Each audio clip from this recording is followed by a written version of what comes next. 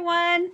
I am so excited to share this with you today. I am having the best time making these little shadow box frames.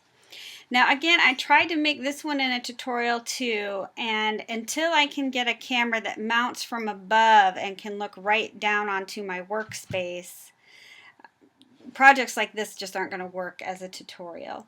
So I'm just going to show you what I made. The last one I made was more a little out of my comfort zone. It was a little darker, and it had a lot of blacks and burgundies. But this one is completely my style, and I had a blast. It was a black, oh, I got like glue strings everywhere. The whole thing was black, and I got them at Hobby Lobby half off. And then what I did was, first I painted around the edges, like right in here. I painted around all the edges with a cream acrylic paint. It took 2 coats. And then I bought this fantastic script paper I got at Hobby Lobby. And then I lightly distressed all the edges with some Tim Holtz, what is it, Vintage Photo, I think it is. That's what I used to distress the edges. And then I put the script paper here, just using Mod Podge. I covered the backs with paper. And then this, I forget the name of this pad of paper I bought, but I used it here and here and that heart. And I added these metal corners, and they are in every corner. You don't see that one. And I used some gesso to turn them white because they were like a copper color, but I just think they're so cute in the corners.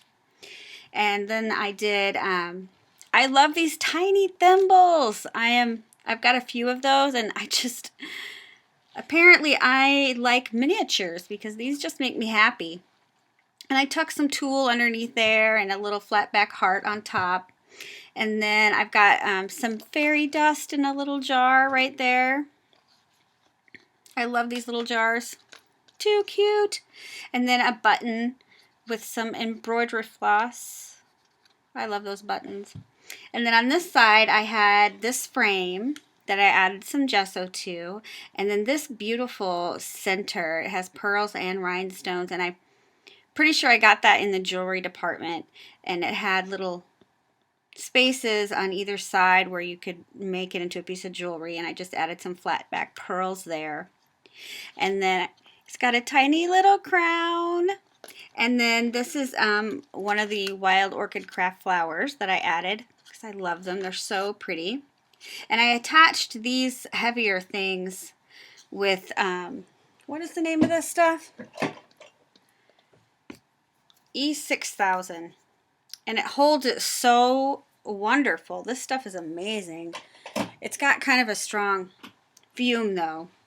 So I turned on the fan and opened a window when I used it. But that's also how I attached this this tea set. Isn't that cute? This is the silver tray and the little teapot and the sugar and the creamer.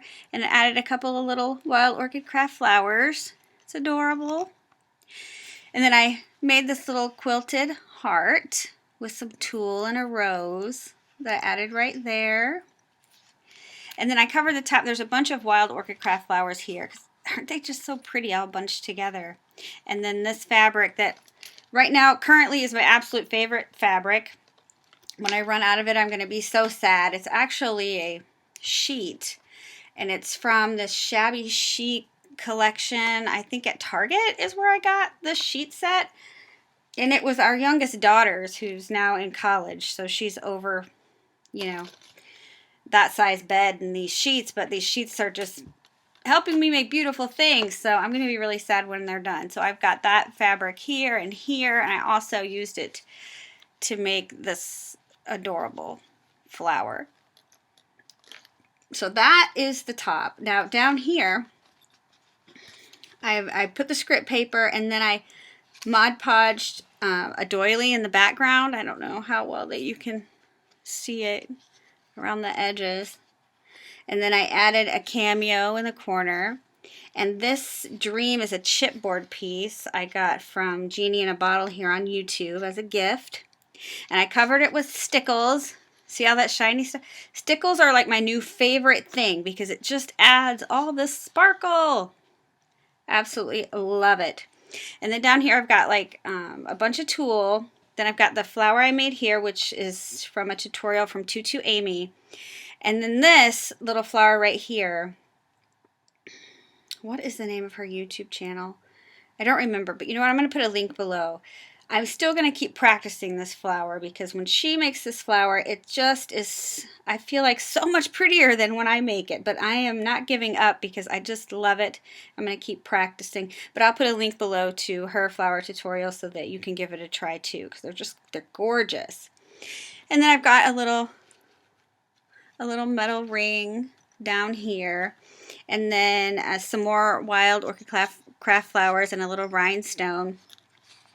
And then this was my first attempt at a dangle. I see so many people making these beautiful dangles, and I thought, well, okay, I'll give it a try. So I put an eye hook up at the top, and then I hung this beautiful dangle from it, and it's just got these wonderful little they look like crystal pieces, and there's some charms. There's a key and a lock and some pearls and a butterfly, and just look at all that bling and sparkle. I love it. So I absolutely love the way that this turned out. And I'm excited about continuing to make them because, look, they just make me happy. So I hope you enjoyed this project share, and I'll be back soon with another tutorial.